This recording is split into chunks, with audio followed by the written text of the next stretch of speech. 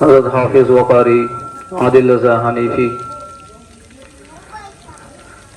شاعر خوشخصال آصف رسول، پیش نظر حافظ وقاری مقبول احمد صاحب قبلہ و جملہ سامعین، پردہ نشین سامعات، السلام علیکم ورحمۃ اللہ تعالی وبرکاتہ۔ بڑی عظیم رات ہے آج کی رات میں اگر آپ اپنی زبان سے بیہودہ کلمات کے علاوہ جو بھی اچھے کلمات نکالیں گے سب پہ آپ کو اجر و ثواب دیا جائے گا۔ سلام کرنا سنت ہے، اس کا جواب دینا واجب ہے۔ میں نے آپ سے سلام کیا ہے، آپ پر یہ واجب ہے کہ آپ اس کا جواب بآواز بلند دیں۔ السلام علیکم ورحمۃ اللہ۔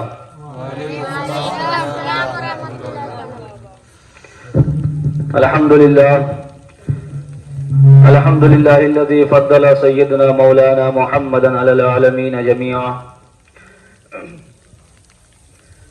وأقامه يوم القيامة للمذنبين المتلوثين الخطائين الهالكين شفيعا، وبارك عليه وعلى كل من هو محبوب ومرضي لديه صلاة تبقى وتدوم بدوام الملك الحي القيوم، وأشهد أن لا إله إلا الله وحده لا شريك له، وأشهد أن محمدا عبده ورسوله، أما بعد فأعوذ بالله من الشيطان الرجيم، بسم الله الرحمن الرحيم، قل بفضل الله وبرحمته فبذلك فليفرحوا هو خير مما يجمعون، وقال النبي عليه الصلاة والتسليم في الحديث المبارك لولاك لما خلقت الأفلاك والأرضين، صدق الله المولانا العظيم وصدق رسوله النبي الأمين المبين المعين المتين الكريم، ونحن على ذلك لمن الشاهدين والشاكرين والحمد لله رب العالمين۔ يا رسول الله انظر حقنا، يا حبيب الله اسمع قالنا، إنني في بحر هم مغرق خذ يدي سهل لنا إشكالنا، غوث اعظم بمن بے سر و سامہ مدد قبلہ دی مدد کعبہ و ایمہ مدد ماغدہ ایم تو سلطان دو عالم ہستی حسدار ایم تمنا شاہ جیلا مدد بگرداب بلا افتادہ کشتی ضعیفان شکستارہ تو پشتی بحق خواجہ عثمان ہارونی مدد کن یا معین الدین چشتی۔ عزیزان ملت اسلامیہ، یہ سب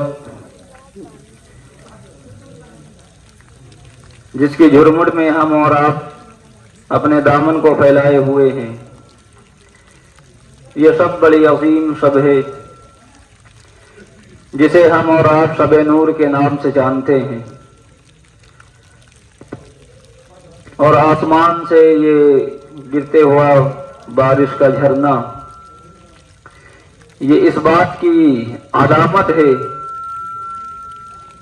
کہ اس شب کے آخری پہر میں جو حصہ جسے ہم اور آپ صبح صادق کے نام سے جانتے ہیں، یہ ایسا عظیم حصہ ہے کہ اس رات کے اس پہر میں کائنات پر وہ جلوہ گر ہوتا ہے جس کے صدقے سے کائنات بنائی گئی، وہ عظیم شخصیت نمودار ہوتی ہے اس رات کے اس پہر میں جس کے صدقے میں رب نے زمین بنائی، آسمان بنایا، آسمانوں کا سامیانہ تانا، زمین کا فرش بنایا۔ لائق مبارکباد ہم اور آپ ہیں کہ اللہ تبارک و تعالی نے ہمارے حصے اور نصیبے میں یہ شب عطا فرمائی، اور اس شب کی عظمتوں اور اس شب کی بہاروں سے ہم اپنے دامن کو بھر رہے ہیں۔ رب تبارک و تعالیٰ کی بارگاہ میں دعا ہے کہ رب کائنات ہمارے یہاں بیٹھنے کو قبول فرمائے، اور جن جن حضرات نے بالخصوص قاری عادل صاحب قبلہ، حافظ مقبول صاحب قبلہ اور جملہ اہل گاؤں نے اس نبی کی ولادت میں جو بھی حصہ لیا ہے، رب کائنات سبھوں کی جانی مالی عبادات اور سبھوں کے حصے کو قبول فرمائے، اور ہم سب کے لیے ان لمحات کو قبول فرما کر ذریعہ نجات بنائے۔ محترم سامعین، کچھ عرض کیا جائے، کچھ گوش و گزار کیا جائے۔ تنبیہ کے طور پر میں آپ کو بتاؤں، جتنی دیر بیٹھیں دل جمعی کے ساتھ میں بیٹھیں، اور میں کوئی خطیب عادی نہیں، نہ میری آواز میں ایسی للکار جھنکار ہے کہ میں شعر کی طرح دہاڑوں، یہ خطیب مسکا میں نہیں کہ چیخ و پکار کے ساتھ آپ کو بتاؤں۔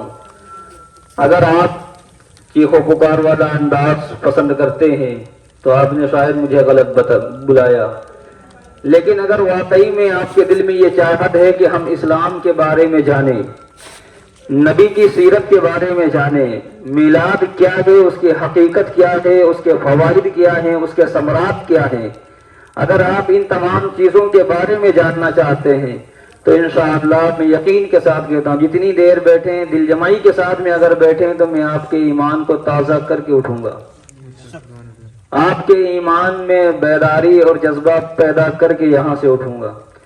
شرط یہ ہے کہ جتنی بھی دیر بیٹھیں دل جمعی کے ساتھ بیٹھیں، محبت کے ساتھ میں بیٹھیں، اس کے رسول کے ساتھ میں بیٹھیں۔ جب اس کے رسول کے ساتھ میں آپ یہاں پہ بیٹھیں گے تو آپ کا بیٹھنا بھی قبول ہوگا، آپ کا سننا بھی قبول ہوگا۔ تو میرے عزیزوں، میں کچھ عرض کروں اس سے قبل آئیں ہم اور آپ مل کر بارگاہ رسالت مآب میں دانائے سبل ختم الرسل مولائے کل انیس بے کسا چارہ ساز درد مندہ روحی فدا جناب احمد مصطفیٰ محمد مصطفیٰ صلی اللہ تعالیٰ علیہ وسلم کے دربار گوہر بار میں درود پاک کا نذرانہ بانداز غلامانہ پیش کریں، پڑھیں بآواز بلند علیہ صلی اللہ تعالیٰ علیہ وسلم۔ درود پڑھنا یہ بہت بڑی فضیلت اپنے اندر ہے، اور ہم اس آقا پر درود پڑھ رہے ہیں جس کے پڑھنے کا تذکرہ قرآن میں ہے، جس کے پڑھنے کے متعلق رب نے قرآن میں فرمایا کہ اللہ اور اس کے فرشتے رسول پر درود بھیجتے ہیں۔ ایمان والو تم بھی خوب خوب درود پڑھا کرو، اور جب منبر سے درود پڑھنے کے متعلق بتایا جائے تو بآواز بلند پڑھا کریں، اس لیے کہ صحابہ اکرام نے اللہ کے رسول سے عرض کیا، یا رسول اللہ، ہم آپ کی ظاہری زندگی میں تو درود پڑھتے ہیں اور ہمارا آپ کی ظاہری زندگی میں درود پڑھنا پہنچایا جاتا ہے، تو آپ کے ظاہری زندگی سے پردہ فرمانے کے بعد بھی کیا یہی عمل رہے گا کہ امتی کہیں سے بھی پڑھے آپ کی بارگاہ میں کیا پہنچایا جائے گا؟ اللہ کے رسول نے فرمایا، اے میرے صحابہ، کیا تمہیں پتہ نہیں؟ اے میرے کلمہ پڑھنے والوں، کیا تمہیں معلوم نہیں کہ ان اللہ تعالی حرم علی الارض ان تاکل اجساد الانبیاء فنبی اللہ حی یرزق۔ اللہ کے نبی نے فرمایا، اے میرے صحابہ، کیا تمہیں پتہ نہیں ہے کہ اللہ کے جو نبی ہوتے ہیں، اللہ کے جو پیغمبر ہوتے ہیں، حیٌ، وہ زندہ ہوتے ہیں، اور ایسے زندہ ہوتے ہیں یرزق کہ انہیں ان کی قبروں میں رزق دیا جاتا ہے۔ اسی کا اگر آسان لفظوں میں ترجمہ سننا ہو تو بریلی کے امام نے کیا ہے، تو زندہ ہے واللہ، تو زندہ ہے واللہ، میری چشم عالم سے چھپ جانے والے۔ تو ہم اپنے آقا پہ درود پڑھیں اور اس میں بخیلی کریں، یہ مناسب نہیں ایک کلمہ پڑھنے والوں کے لیے۔ اور حدیث بھی ہے، صحیح حدیث ہے، اللہ کے رسول نے فرمایا، سب سے بڑا بخیل وہ کہ جس کے کانوں تک میرا نام پہنچے اور وہ مجھ پر درود نہ پڑھے۔ تو اس لیے ہمارا اور آپ کا یہ ایمانی تقاضا ہے کہ جب بھی پیارے آقا کا نام آئے یا درود پڑھنے کے لیے کہا جائے تو ہم اور آپ حضرات ببانگ دوہل بآواز بلند اپنے نبی کا تذکرہ کریں۔ تو اس لیے میں آپ سے کہتا ہوں، ایک مرتبہ اور جی لگا کر پیارے آقا صلی اللہ تعالیٰ علیہ وسلم کی بارگاہ میں درود پاک کا نذرانہ پیش کریں۔ صلی اللہ علیہ النبی وآلہ صلی اللہ تعالیٰ علیہ وسلم، صلو علیہ صلاۃ و سلام صلی اللہ تعالیٰ علیہ وسلم۔ یوں تو کائنات جب سے بنی ہے تب سے مصطفیٰ کریم علیہ الصلوۃ والتسلیم کی ثنا بیان کی جاتی ہے۔ حضرت آدم سے لے کر حضرت عیسیٰ تلک جتنے بھی پیغمبر اس خاکدان گیتی پہ جلوہ گر ہوئے سبوں نے پیارے آقا کی توصیف اور حمد بیان کی۔ خود مصطفیٰ کریم علیہ الصلوۃ والتسلیم نے فرمایا، اور یہ حدیث قدسی ہے، علماء نے لکھا ہے حدیث قدسی وہ ہے جو زبان مصطفیٰ کی ہو، کلام رب کا ہو، تو اس کو حدیث قدسی کہتے ہیں۔ حدیث قدسی ہے، لولاک لما خلقت الافلاک والارضین، کہ اے محبوب اگر آپ کو پیدا کرنا مقصود نہ ہوتا، رب فرماتا ہے کہ اے محبوب اگر آپ کا پیدا کرنا مقصد نہ ہوتا تو رب فرماتا ہے نہ میں زمین کو بناتا، نہ میں آسمان کا سامیانہ تانتا، نہ میں چاند اور سورج کے جھرمٹ کو سجاتا، اور نہ میں یہاں تک کہ رب تبارک و تعالیٰ فرماتا ہے حضرت آدم علیہ السلام کو آگاہ کرتے ہوئے کہ آدم یہاں تک کہ میں تم کو بھی نہ پیدا فرماتا۔ تو یہ کائنات نبی کے صدقے میں بنائی گئی۔ تو جب شاعر مشرق ڈاکٹر اقبال نے اس حدیث کو پڑھا تو اپنے شاعرانہ انداز میں یوں لکھتے ہیں، ہو نہ یہ پھول تو بلبل کا ترنم بھی نہ ہو، چمن دہر میں کلیوں کا تبسم بھی نہ ہو۔ آپ حضرات بھی سبحان اللہ ماشاءاللہ بول سکتے ہیں۔ میں اپنے نوجوانوں سے مخاطب ہوں کہ وہ بیچ میں جو خلا ہے اس کو پر کر لیں۔ یہ کس بات کے لیے ہم نے بٹوارا کر رکھا ہے؟ اتنا بٹوارا ہم نے کر رکھا ہے کہ آج مسلمان بہت کمزور اور بہت پستی کی طرف جا رہا ہے۔ یہ ہماری کمزوری کی علامت ہے۔ کسی نے کہا تھا متحد ہو تو بدل ڈالو زمانے کا نظام، منتصر ہو تو مرو شور مچاتے کیوں ہو۔ آج ہمارے گاؤں کے اختلاف نے مارا ہے، گاؤں کی طاقت کو ختم کر دیا ہے۔ جس بھی گاؤں میں چلے جاؤ مسلمانوں کے اندر اختلاف ضرور پایا جاتا ہے۔ یہ کیوں ہے ایسا؟ ان کے اندر دین کی تعلیم نہیں ہے، رسول اللہ کا برپا کیا ہوا نظام ان کے اندر نہیں ہے۔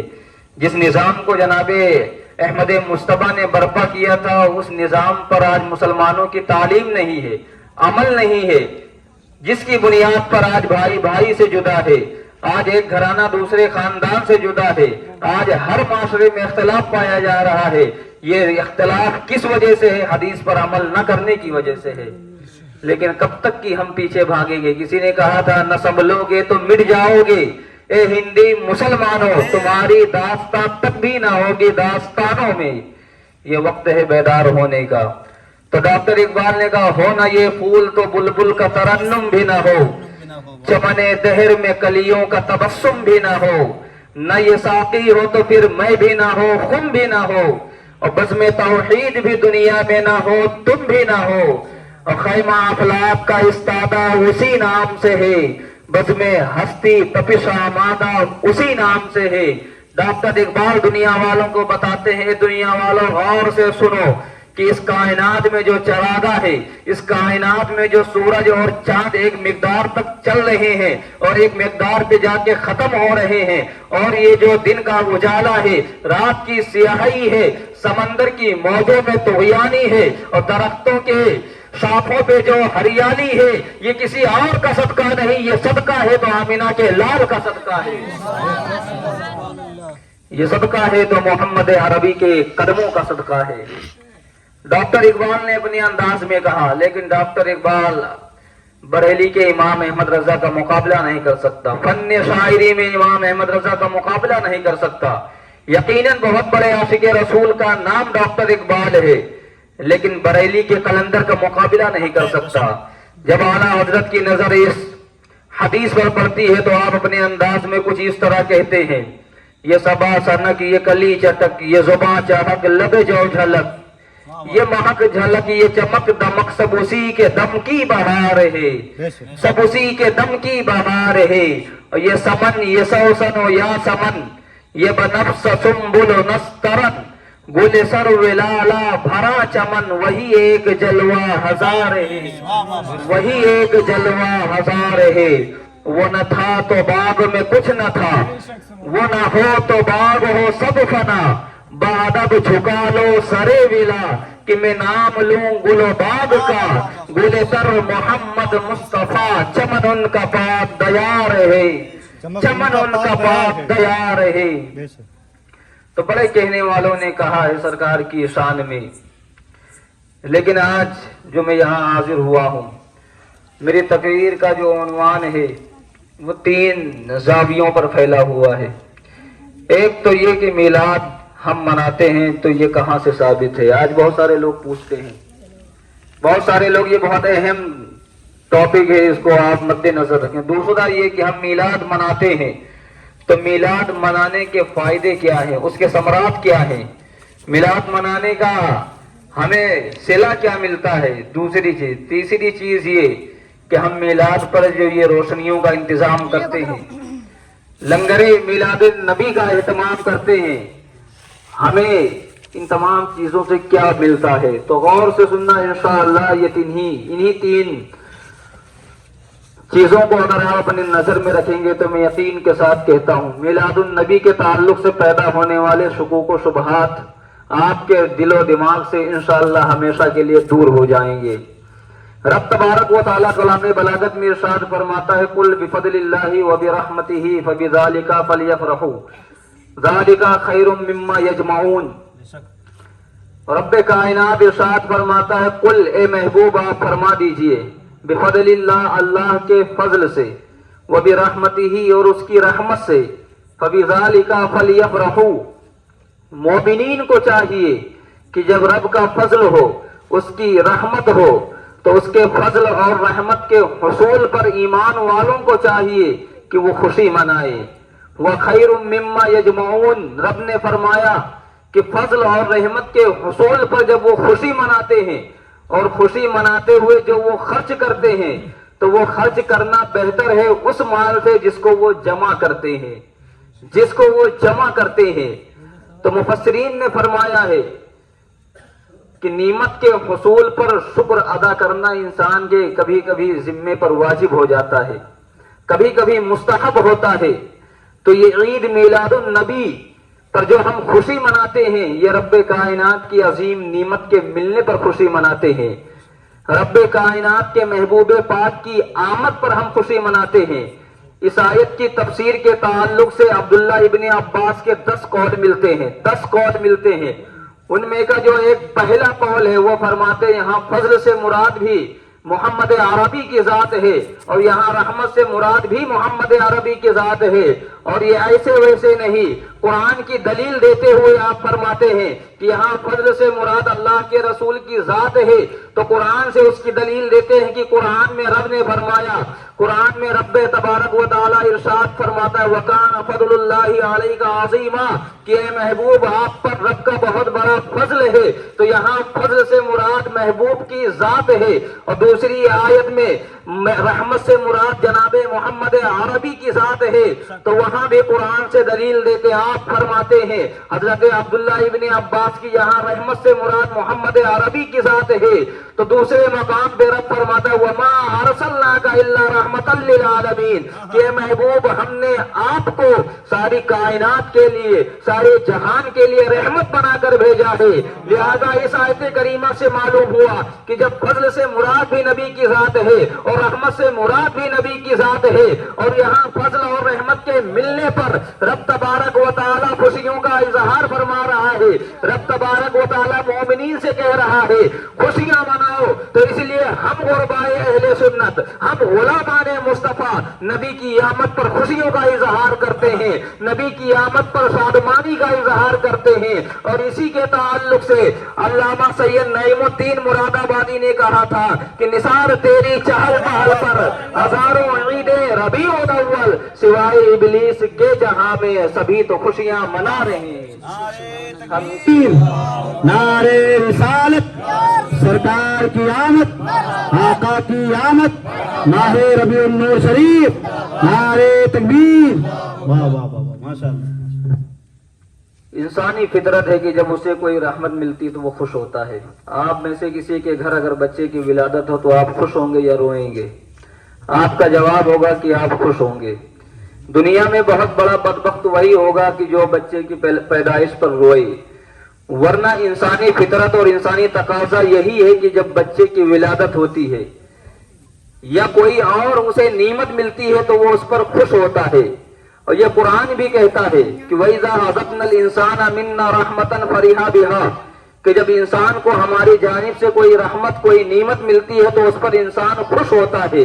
میں آپ کی توجہ چاہوں گا میرے عزیزوں، قرآن نے فرمایا وَإِذَا أَذَقْنَا الْإِنسَانَ مِنَّا رَحْمَةً، یہاں رحمتن کا لفظ آیا ہے، اور رحمتن اگر ہم اس کو نحو کی لغت سے دیکھیں گے تو رحمتن یہ نکرہ ہے، اور نکرہ کیا ہوتا ہے؟ جو علم نحو سے تعلق رکھتے ہیں وہ جانتے ہیں النکرۃ ہوا یدل علی العموم، نکرہ وہ ہوتا ہے جو عمومیت پر دلالت کرتا ہے۔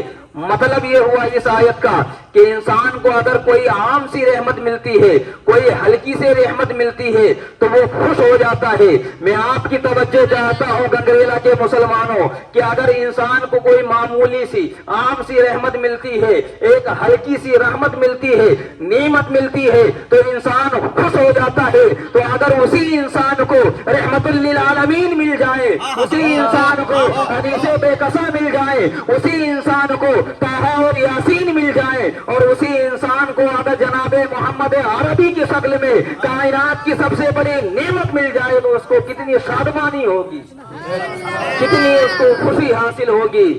اسی لیے تو ہم کہتے ہیں نثار تیری چہل پہل پر ہزاروں عیدیں ربیع الاول، سوائے ابلیس کے جہاں میں سبھی تو خوشیاں منا رہے ہیں۔ میرے حضور نے بھی اپنی ولادت میں خوشی منائی ہے۔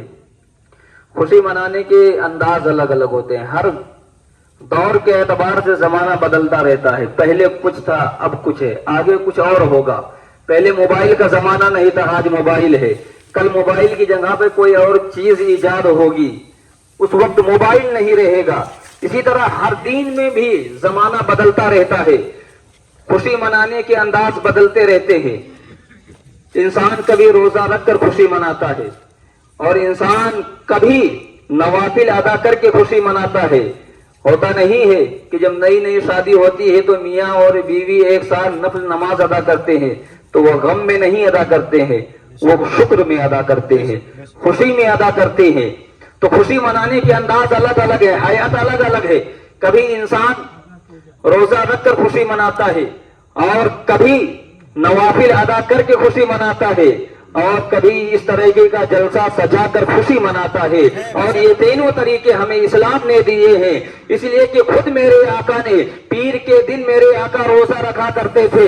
صحابہ کرام نے عرض کیا یا رسول اللہ ماجرا کیا ہے کہ آپ ہر پیر کو روزہ رکھتے ہیں؟ تو اللہ کے نبی علیہ السلام نے فرمایا اے صحابہ کیا تمہیں پتہ نہیں کہ میں پیر کے دن روزہ کیوں رکھتا ہوں؟ قال فیہ ولدت، میں پیر کے دن روزہ اس لیے رکھتا ہوں کہ اللہ تبارک و تعالیٰ نے پیر کے دن مجھے پیدا فرمایا تھا۔ نعرہ تکبیر، نعرہ تکبیر، نعرہ رسالت، نعرہ رسالت، سرکار کی آمد، سرکار کی آمد، نعرہ تکبیر، نعرہ رسالت۔ تو اس لیے ہم غلامان اہل سنت، ہم نبی کے چاہنے والے، نبی کی آمد پر خوشیوں کا اظہار کرتے ہیں۔ اب یہ خوشی منانے سے علماء نے لکھا ہے کہ خوشی منانے، میلاد النبی کی خوشی منانا یہ رب تبارک و تعالیٰ کی رضا اور خوشنودی کا ذریعہ ہے۔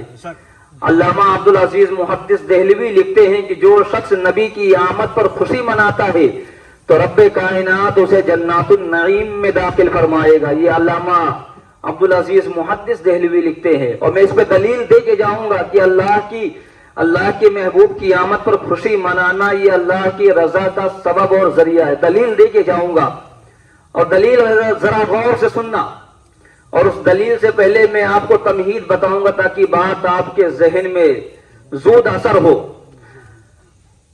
پورے قرآن کا آپ مطالعہ کریں، الحمد سے لے کر والناس کی سین تک، پورے قرآن میں کسی ایک کافر کا بھی نام لے کر مذمت نہیں کی گئی، کسی ایک کافر کا نام لے کر۔ اگر کسی کافر کا نام لے کر مذمت کی گئی ہے تو وہ ابو لہب ہے۔ ابو لہب کا نام لے کر قرآن نے اس کی مذمت، اس کی برائی بتلائی ہے، اس کے لیے ہلاکت کی بشارت قرآن نے دی ہے۔ سوائے ابو لہب کے کسی اور کا نام نہیں ہے، نہ عتبہ کا، نہ شیبہ کا، نہ ابو جہل کا، نہ ابی بن خلف کا، نہ امیہ کا، کسی ایک کافر کا بھی نام نہیں ہے تو صرف ابو لہب کا نام ہے، ابو لہب کا نام ہے۔ اور کیوں ہے میں بتاتا ہوا چلوں۔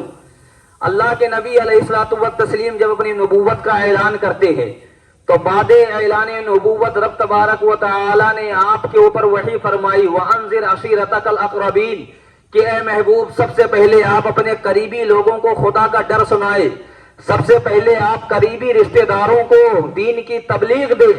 تو رب کائنات کے اس فرمان پر نبی پاک نے عمل کرتے ہوئے بنو ہاشم کو جمع کیا، قریش کو جمع کیا، اور جمع کرنے کے بعد آپ کوہ صفا پر لے گئے۔ وہی صفا پہاڑی ہے جہاں آج ایک حاجی اور ایک عمرہ کرنے والا صفا اور مروہ کا چکر لگاتا ہے۔ اس پہاڑی پر اللہ کے نبی علیہ الصلوۃ والتسلیم لے گئے۔ کن کو لے گئے؟ قریشیوں کو، بنو ہاشم کو لے گئے۔ لے جانے کے بعد آپ نے فرمایا اے میرے قریبی رشتہ داروں، اے قریشیوں اور اے بنو ہاشم، اگر میں تم سے کہوں کہ اس پہاڑی کے نیچے سے ایک لشکر آ رہا ہے جو تمہیں کچل دے گا، جو تمہیں ہلاک کر دے گا، جو تمہیں برباد کر دے گا، جو تمہیں قتل کر دے گا، تو کیا تم میری بات مانو گے؟ سامعین، تاریخ نے لکھا ہے کہ بنو ہاشم نے جواب دیا تھا، قریشیوں نے جواب دیا تھا، اور کیا ہی عظیم جواب دیا تھا۔ ان لوگوں نے یہ کہا تھا کہ اے محمد، پہلے تو ہم اس لشکر کو دیکھنے کی کوشش کریں گے، اگر وہ لشکر ہمیں نہ دکھائی دیا تب بھی ہم یہی کہیں گے کہ ہم اندھے ہیں، آپ سچے ہیں، اس لیے کہ ہم نے آپ کا 40 سالہ زمانہ دیکھا ہے کہ آپ نے 40 سال کے زمانے میں کبھی جھوٹ نہیں بولا ہے، کبھی آپ نے امانت میں خیانت نہیں کی ہے، آپ امین و صادق ہیں۔ جب قریشیوں کی طرف سے، بنو ہاشم کی طرف سے اللہ کے نبی نے ایسا جواب پایا تو اللہ کے نبی نے فرمایا اے قریشیوں اور اے بنی ہاشمیوں، جب تمہیں میری ذات پر اتنا ہی یقین ہے تو میں کہتا ہوں اللہ ایک ہے، مان لو۔ میں کہتا ہوں کلمہ شہادت پڑھ کے دائرے اسلام میں داخل ہو جاؤ۔ میں کہتا ہوں میں اللہ کا نبی ہوں، میرے ہاتھ پر اسلام کا کلمہ پڑھ کر مسلمان ہو جاؤ۔ جب اللہ کے نبی نے اتنا کہا تو ان قریبی رشتہ داروں میں سب سے پہلے جس نے آپ کی شان میں گستاخی کی وہ ابو لہب تھا۔ اس نے کہا تھا تبن لکا ہنالک سائر اليوم لہذا جماعتنا معاذ اللہ۔ ابو لہب نے کہا تھا اے محمد، تمہارا ایک ہاتھ ٹوٹ جائے، کیا تم نے ہمیں یہاں اسی لیے جمع کیا تھا؟ معاذ اللہ رب العالمین۔ ابو لہب جیسے اتنا کہتا ہے ادھر رب کائنات جبریل امین سے فرماتا ہے کہ جبریل فوراً جاؤ اس ابو لہب بدبخت کو جس نے میرے نبی کی شان میں گستاخی کی ہے، میرے نبی کے لیے بددعائیہ کلمات کہا ہے، میرے نبی کو جاؤ مزدہ جافزہ سناؤ اور ابو لہب کو بتا دو تبت یدا ابو لہب وتب۔ اے ظالم ابو لہب، تو نے کیا کہا کہ میرے محبوب کا ایک ہاتھ ٹوٹ جائے تو ابو لہب سن لے، جا تیرے دونوں ہاتھ ٹوٹ جائے، تیرے دونوں ہاتھ برباد ہو جائے، تیرے دونوں ہاتھ کٹ جائیں۔ اور جب اسی محبت کو بریلی کے امام نے دیکھا تو اپنے انداز میں کچھ اس طرح کہا تو گھٹائے کہ کسی کے نہ گھٹا ہے نہ گھٹے، جب بڑھائے تجھے اللہ تعالیٰ تیرا، اور خدا کی رضا چاہتے ہیں دو عالم، خدا چاہتا ہے رضائے محمد۔ نعرے تکبیر، نعرے رسالت، سرکار کی آمد، مفتی ویس رضا مرکزی، نعرے تکبیر۔ واہ واہ واہ واہ، ماشاء اللہ ماشاء اللہ، بہت بہترین انداز، ماشاء اللہ۔ تو یہی ابو لہب جس نے نبی کے شان میں گستاخی کی، یہی ابو لہب۔ اب بتانے کا مقصد یہ ہے کہ نبی کے میلاد پر خوشی منانا یہ کسی اور کا طریقہ نہیں بلکہ یہ اللہ جس سے راضی ہوتا ہے اس کا طریقہ ہے۔ یہی ابو لہب جب آقائے مدینہ صلی اللہ تعالی علیہ وسلم کی ولادت ہوتی ہے تو اس کی ایک لونڈی ہے سویبہ، اس نے آ کر ابو لہب کو یہ خوشخبری سنائی کہ تمہارے مرحوم بھائی کے گھر میں بھتیجا پیدا ہوا ہے، تمہارے مرحوم بھائی کے یہاں بیٹا پیدا ہوا ہے۔ تو ابو لہب نے اس سویبہ سے یہ خوشخبری سنی تو اس سویبہ کو اپنی ہاتھ کی انگلی سے اشارہ کر کے کہا کہ تو نے مجھے خوشخبری سنائی ہے، جا تو آزاد ہے۔ ابو لہب نے نبی کو نبی سمجھ کر نہیں بلکہ بھتیجا سمجھ کر اس نے خوشی منائی کہ میرے مرحوم بھائی کے گھر میں بیٹا پیدا ہوا ہے، میرا بھتیجا پیدا ہوا ہے۔ تو اس نے خونی رشتے کے اعتبار سے خوشی منائی، نہ کہ نبی سمجھ کر خوشی منائی۔ تو اس نے خوشی کے عالم میں اپنی بیٹی لونڈی سویبہ کو کہا جا تو آزاد ہے، اتنا کہا۔ پھر اس کے بعد آپ نے تاریخ کی کتابوں میں پڑھا ہوگا کہ پوری زندگی ابو لہب کی नबी की अदावत में गुजरी है, नबी की गुस्ताखी में गुजरी है। अबू लहब हमेशा इस फराक में रहा करता था कि मोहम्मद को माज़अल्लाह कैसे जलील किया जाए, उन्हें कैसे रुसवा किया जाए। अबू लहब की पूरी जिंदगी नबी के गुस्ताखी में गुजरी है। लेकिन यही अबू लहब जब मर जाता है तो बुखारी की हदीस में है, हदीस नंबर 5101 है, हवाला आप नोट कर लीजिए। उसमें लिखा हुआ है कि फलम्मा माता अबू लहब फौरियहु बाज़ु अहलिही बिसिर्रि हिबतिन फक़ाल लहू माज़ा लक़ीत क़ाल लम अलक़ि बादुकुम खैरा गैरा अन्नी सुक़ीतु बिहाज़िही बिताक़ती सवैबा। अबू लहब जब मर जाता है तो वो हजरत अब्बास रज़ियल्लाहु ताला अन्हु के ख्वाब में दिखाई देता है और बुरी हालत में दिखाई देता है।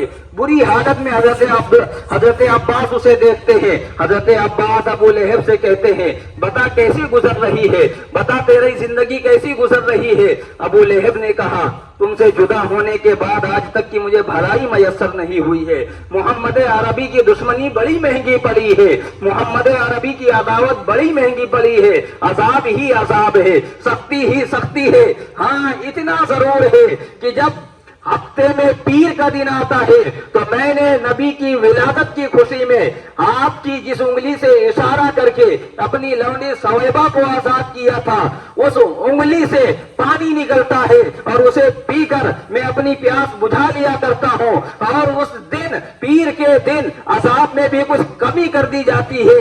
जब इस हदीस पाक को इमाम शारह मुस्लिम, इमाम नववी के उस्ताद इमाम अबू शामा पढ़ते हैं तो आप ये लिखते हैं कि जब काफिर और बदबख्त अबू लहब जैसा लानती काफिर कि नबी को नबी समझकर नहीं बल्कि भतीजा समझ कर खुशी मनाता है और उस खुशी में अपनी लौंडी सवैबा को आजाद कर देता है तो रब्बे कायनात उसे ये इनाम देता है, उसे ये सिला देता है कि जहन्नम में भी उसका आजाब हल्का कर देता है और जहन्नम में भी उसे सैराब करता है। तो जो नबी का गुलाम, नबी का दीवाना, नबी का आशिक, नबी को सिर्फ नबी समझकर नहीं बल्कि नबी को मुख्तारे कुल समझकर, नबी को दानाए सुबुल समझकर, नबी को कदम रसूल समझकर, नबी को अनीसे बेकसा समझकर, नबी को जाने ईमान समझकर, नबी को बाइसे तखलीके कायनात समझकर, नबी को दाता मौला समझकर खुशी मनाता है तो रब्बे कायनात उसे कितना कुछ इनाम अता फरमाएगा, रब्बे कायनात उसे कितना कुछ सिला अता फरमाएगा।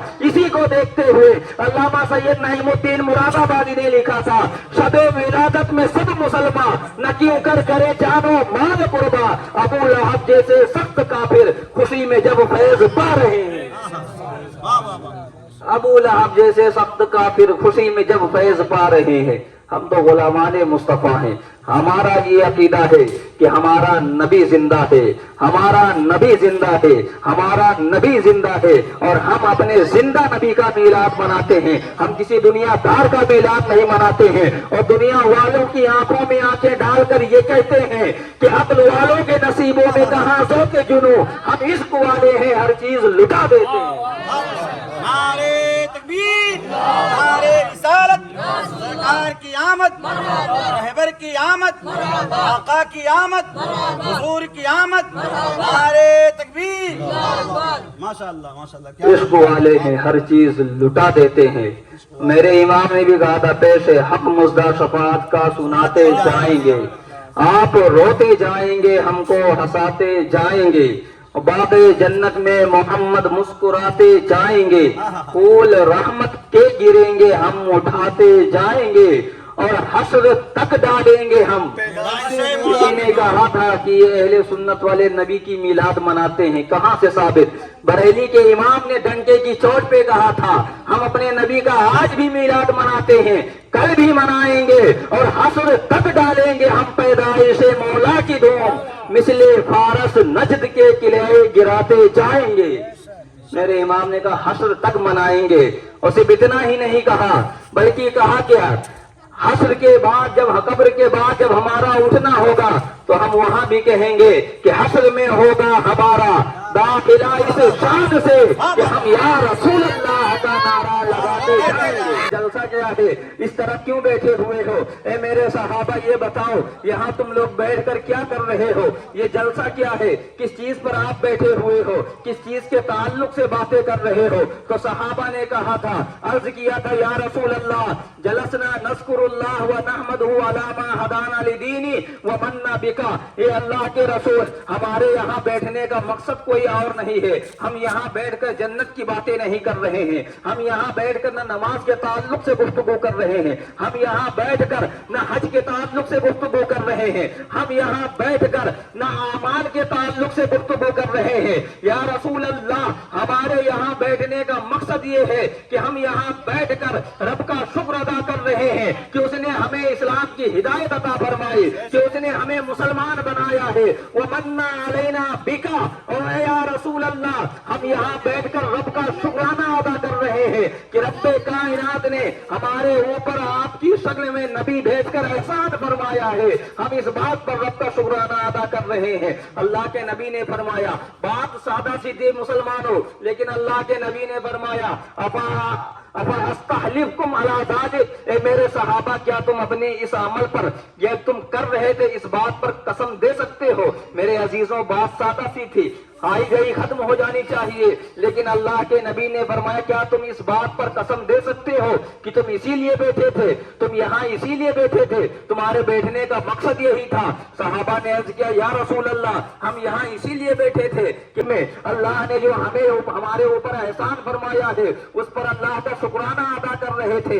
جب صحابہ نے ایسا جواب دیا تو اللہ کے نبی نے فرمایا, اے میرے صحابہ سنو, جو میں نے تم سے قسم لی ہے تو اس بات پر نہیں لی ہے کہ مجھے تمہارے اوپر بھروسہ نہیں ہے, مجھے تمہاری قول میں صداقت نہیں نظر آ رہی ہے, اس وجہ سے میں نے قسم نہیں لی ہے, بلکہ میرے صحابہ سنو, معاملہ کچھ اور ہے.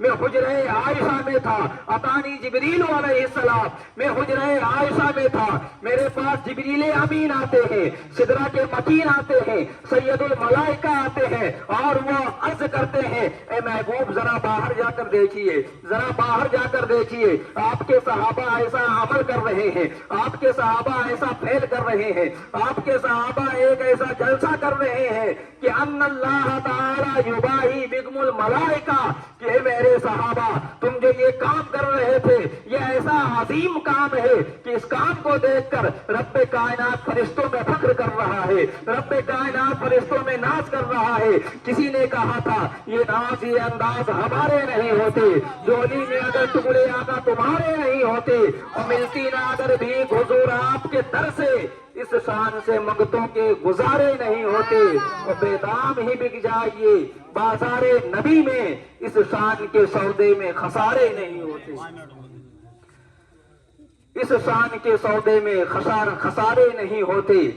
تو رب تبارک و تعالیٰ کے محبوب نے فرمایا, صحابہ جو تم یہ جلسہ کر رہے تھے یہ اتنا عظیم کام ہے کہ اس پر رب کائنات فرشتوں میں فخر کر رہا ہے, ناز کر رہا ہے, فرشتوں سے فرما رہا ہے, میرے فرشتوں دیکھو میں نے ان کو اپنا محبوب دیا ہے, میں نے ان کو اپنی یہ سب سے عظیم نعمت دی ہے, اس نعمت کا شکرانہ کرنے کے لیے یہاں بیٹھے ہوئے ہیں, اس نعمت کا شکرانہ ادا کرنے کے لیے یہاں بیٹھے ہوئے ہیں.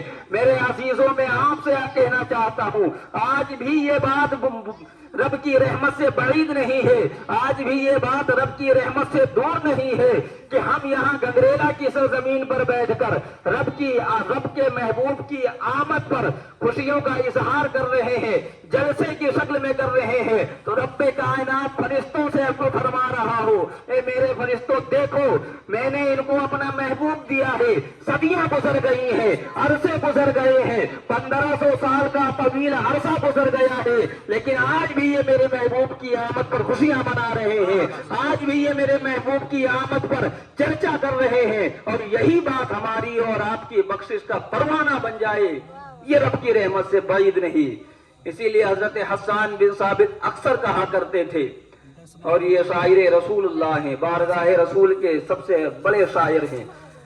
حسان بن ثابت اکثر کہا کرتے تھے, منا علینا ربنا ام بعث فینا محمدا, کہ ہمارے رب نے ہمارے اوپر یہ سب سے بڑا احسان کیا ہے کہ محمد عربی کو ہمارے درمیان بھیج دیا ہے، اور اسی کو بریلی کے کلندر نے اپنے انداز میں کچھ اس طرح کہا ہے، وہی رب ہے جس نے تجھ کو ہم تن کرم بنایا، ہمیں بھیک مانگنے کو تیرا آستا بتایا، تجھے حمد ہے خدایا، تجھے حمد ہے خدایا۔ اور یہی بولے سدرا والے چمنے جہاں کے تھالے، سبھی میں نے جان ڈالے، تیرے پائے کا نہ پایا، تجھے یک نے یک بنایا، تجھے حمد ہے خدایا، تجھے حمد ہے خدایا۔ تو رب کائنات کی بارگاہ میں دعا ہے کہ رب تبارک و تعالی ہماری اور آپ کی حاضری کو قبول فرمائے، اور ہم سب کی نیک جائز تمناؤں کو پورا فرمائے، ہم سب کو آقا مدینہ صلی اللہ تعالی علیہ وسلم کی محبت میں جلائے، اور آقا مدینہ کی محبت میں ہمیں موت عطا فرمائے۔